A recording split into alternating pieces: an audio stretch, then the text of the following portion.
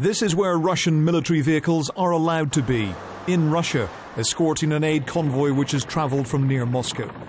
But some Western journalists following the convoy reported seeing armoured personnel carriers crossing the border into Ukraine last night. It's not clear if they were the same vehicles which were later engaged and destroyed by Ukrainian forces, but British officials have summoned the Russian ambassador to demand an explanation. I'm very alarmed by reports that Russian military vehicles may have crossed the border this morning. Of course, the humanitarian convoy itself is a separate issue, but if there are any Russian military personnel or vehicles in eastern Ukraine, they need to be withdrawn immediately or the consequences could be very serious.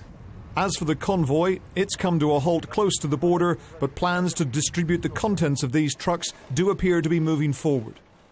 The Russians have always insisted the vehicles were full of humanitarian aid, and when challenged by journalists to open them up for inspection, that's exactly what they found. Condensed milk, water, wheat, as well as generators and sleeping bags. The Ukrainian government in Kiev had feared it was a ruse to resupply Russian-speaking separatists.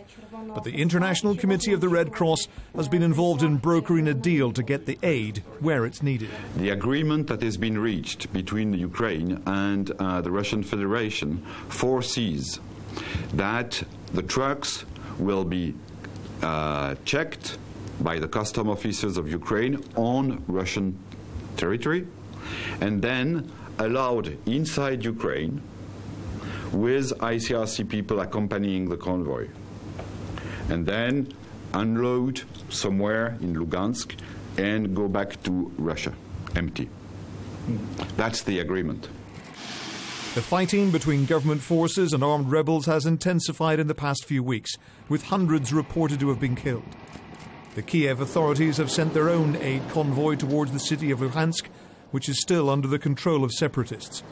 More than 250,000 people have fled their homes as Kiev tries to reassert control over the breakaway region. Ian Woods, Sky News.